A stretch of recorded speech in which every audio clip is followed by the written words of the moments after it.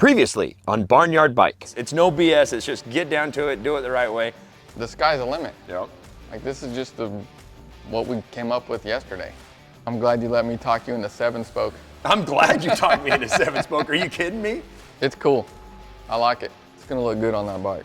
All right, so I got one more thing we got to do. Where's your Sharpie? We're gonna go to the rear. And being that we built it, it's a 101 so far. I know you're gonna roll these out and everyone their dog's Yeah, but gonna it's be still right. the original. It is the original. So I'm putting a little mark. I'm gonna sign on the inside. I want you to sign on the inside with me because then it's with us. We got it. Well, it's it'll done. triple the value with my name on there. Well, of course it will. Well, not if mine on it. Maybe It'll it could work mine too. And you got to put your John Hancock on there, man. It ain't Herbie Hancock? Herbie. You took so long. What is it all fancy? Fancy. Yeah, it's fancy. Well, yeah. That's what happens when you're famous. Working with Lionel was awesome. Like I didn't know what to expect out of him. We've talked a lot, but he's got more skills than he realizes, I think. So it was really cool and refreshing to see someone interested in wanting to do it. All in all, like I wouldn't change anything. It was fun. Like that's the whole point of us doing this is to have fun. Everyone learns, see something new. My name's Lionel Gammon. I live in northern Utah, and I have a story to tell you.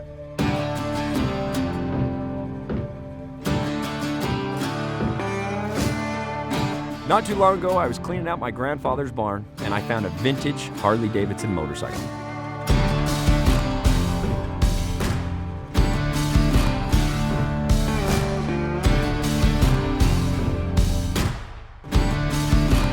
God, there it is. Welcome home, baby girl. My plan is to put this Harley-Davidson back on the road where it belongs, and I'm going to bring you along with me.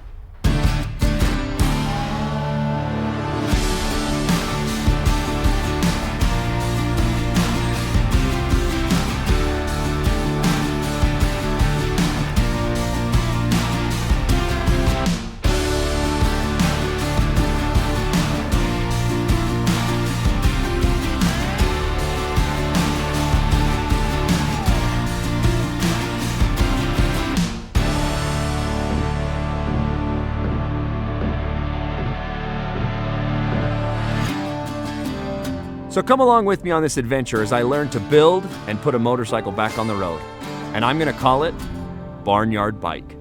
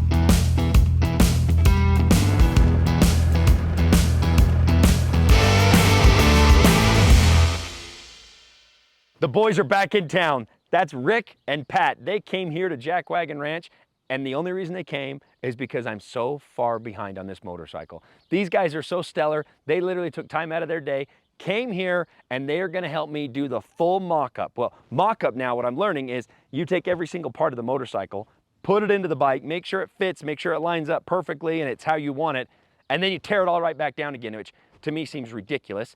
I want to build it once, not 2 and 3 times, but they're telling me that's how you do it. So they're here, we're at Jack Wagon Ranch. Rick and Pat, like I said, the boys are back together. We're gonna get this done. It's no tropical island. There's no partying. The fiesta is over from the High Seas Rally. It's now time to get to work. We're gonna fully mock up this bike. I think that right there has got us where we need to be. Wouldn't these be the fender? Yeah, I think they just got it Backwards. assembled. Yeah, not weld that to the finish. Yeah, you bring the ground wire in underneath there. We Well, could rubber mount this, huh? It'll be fine. Even though it's solid in the back. huh? We could use these here, huh? It's always interesting when you bring two city boys out to the country. They always don't know how to take it. You get a lot of that squirrel reaction where they want to see this and that. And I think Pat spent more time outside here chasing down my horses than he did building with us in the beginning. But we lured him back in, and I really learned that I'm not prepared for them to be here. They literally told me that we'd be lucky to make Sturgis 2024, so that doesn't help the anxiety factor, but we're still here and we're grinding away, and I am not letting them leave Jack Wagon Ranch, even if I have to chain them to the barn, until this bike is fully mocked up. Let's say a car made a left turn at an intersection and knocked me off my motorcycle. Call Law Tigers. What if I can't get this thing to start? Don't call Law Tigers. What if my bike gets damaged and I get hurt? Definitely call Law Tigers. Where's the gas tank? There's no instructions. It's a push mower? So don't call Law Tigers? No. Call someone to help you. Mom! Injured in a motorcycle accident? Call Law Tigers before you call your insurance company. Law Tigers, Arizona's motorcycle lawyers.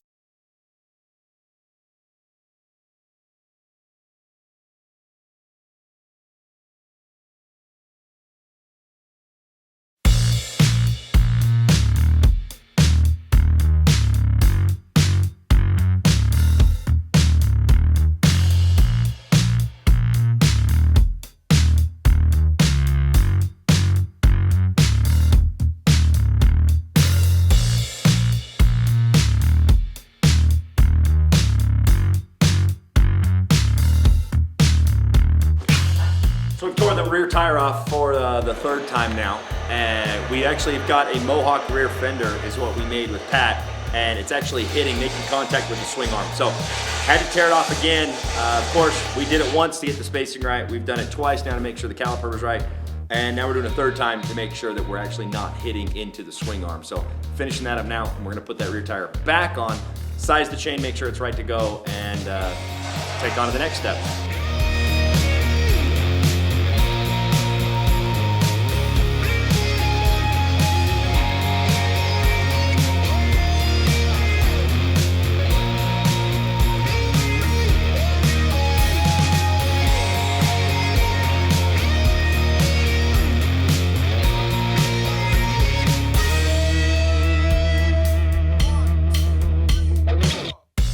So right now we're cutting down the fuel tank, making sure the tabs are right. We're gonna drill it out, get it mounted onto the frame.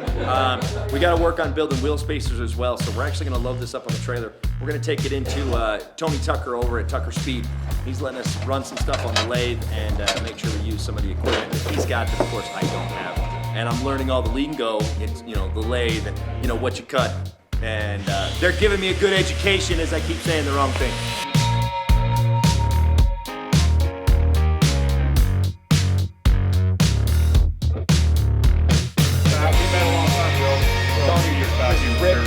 RKB Custom. Right on. Yeah, you too. No, we think we've got enough spacers from the stock. Yeah. If we do the left side, which is way more technical, that'll be cool, and then we can just measure right, and I'll make some at home. Yeah.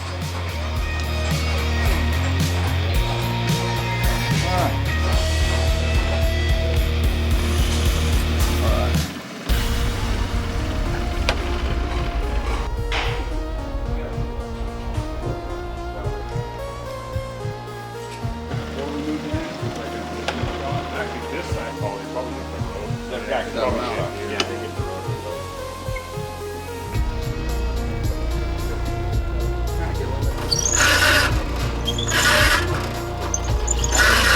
You tighten it? Here, give me one more.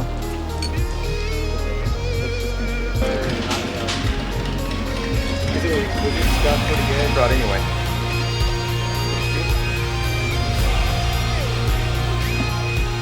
So Tony Tucker at Tucker Speed here in Ogden, Utah just hooked me up. We needed a lathe. Tony had all the parts we needed, so big shout out to Tony and oh, gonna get killed. So big shout out to Tony for letting us come over here and literally take over his shop to get this deal done.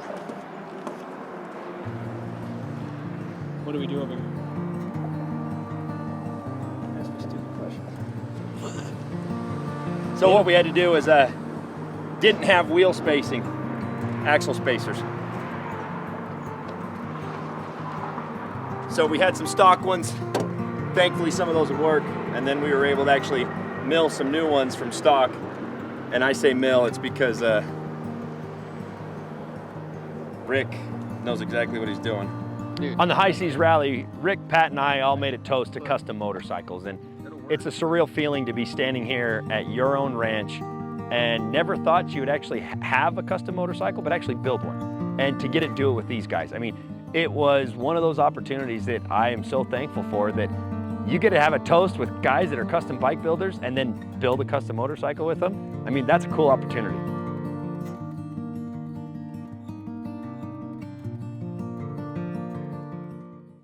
The only thing standing between you and the open road is some garage time with the right parts and accessories to make your motorcycle roar. And that's why riders everywhere choose DennisKirk.com, the one stop you need to get your Harley back on the road.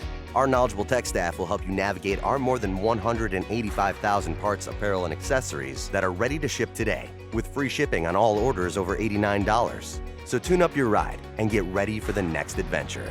Ride more, wait less. Dennis Kirk.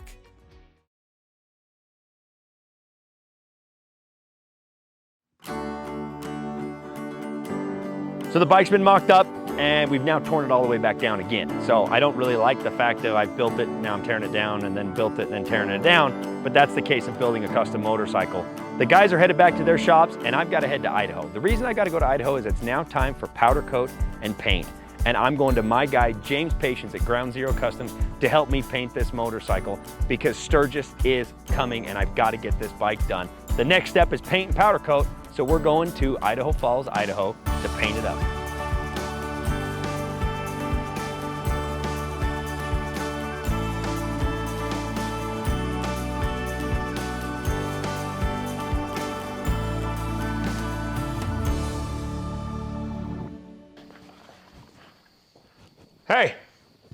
Hey, what's how up, are you, dude? man? How you been? Better now. Good. How you doing? Good to see you. Good to see you. I like the spot. Thanks. Appreciate it. It's little, but it's all right. No, it's bigger than mine. Mine's about like this much. But I appreciate you letting me come down here. Absolutely. I'm excited to do this. I had to tell everybody, I'm like, we got to go down there at night because he's got to spend time with his family. That's how it goes. I'm a family man. Yep. So, it's all good. but I came bringing gifts. Oh, thank you, man. Because see, I'm a country boy. And you may not know this about me, but I raised my own beef. Really? So I brought you a quarter of jackwagon beef. That's awesome. From the cattle that I just raised and slaughtered like 2 months ago. Thank you, man. I appreciate that. Well, you got a family, and listen, Absolutely. if you're gonna eat, I want you to eat. Well, this is just the dry ice, so this didn't thaw out on us. I appreciate A little bit of a drive, but that's why I had to ask you. I'm like, got a freezer? Yeah. Because some people have like that little tiny box freezer, and I was like, well, you need a little bit of room for a quarter. We got a couple. I appreciate that. A little Thank bit. you. No, my pleasure. So I'm dying to learn paint. I've tried a little bit in the past, and I failed miserably. Yeah. I painted a 72 Ford once in my barn, and it was ugly. And then I painted over it with what's that stuff called? That like bed liner stuff. Because like, oh, that's cool and hip. Yeah, that was ugly too. So I'm here to learn, and It's a process. yeah, and I'm ticking away, as you know, that the Sturgis Rally's coming up. So yeah, I mean, it's a long process, especially what we're doing on yours. You know, there's normal base coat paint has 5 steps. Yours has 30 steps, but it's okay. It'll be pretty in the end. Yeah. I don't know why we picked 30 steps. It's all right, because 35 was too many. Yeah, exactly. So when, as you know, when the parts come to me, they were bare metal. Yep. So we go in, we scuff it all up, we seal the inside of the tank. So we pressure test it, seal it, make sure that it's not going to have any problems. We prime it, body work it, make sure it's all pretty, block it out, get it smooth, and then we base it in a silver. We do some adhesion promoter, and then we base it just in a silver base coat. Then we do metal flake on top of some clear coat, we dry flake. So we'll basically aerate flake into the air to make it stick to a wet coat of clear coat. And then once that's on, we bury it with a bunch of clear to try to build it up so it's kind of smoother, to take some of that depth away. And this is what you get when you get to that point. So this is pretty smooth, but it's not super smooth.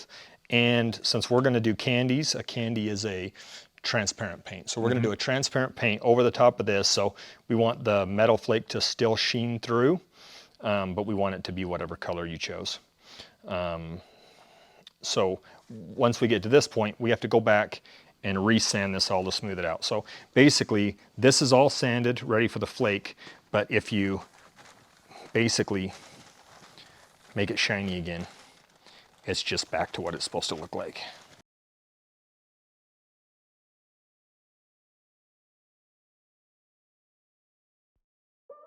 So when it comes to colors, I'm torn. I have no clue what to do except for one, and that's the color green. And I'm gonna tell you my story why.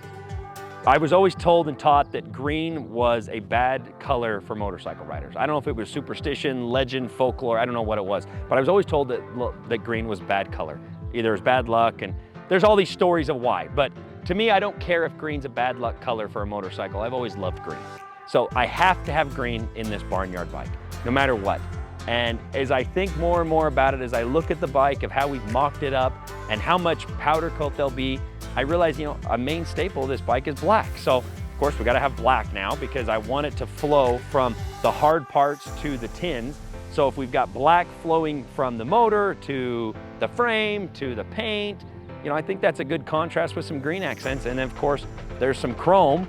And you know, of course this all comes to me late one night of like, what's the color gonna be? And I realized, well crap, I have black powder coat, have to have green, and then there's chrome. Well, there's my three colors: silver, black, green. So I called James and said, silver, black, and green.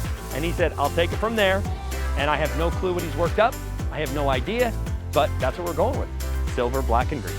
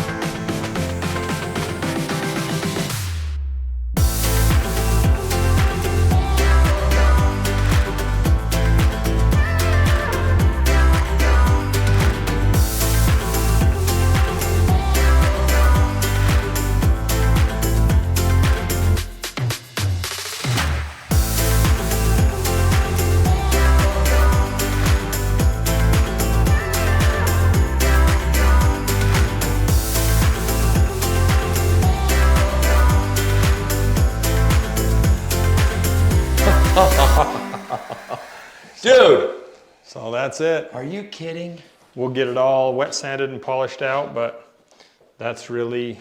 I mean, like, that black is just, you don't even realize it's there.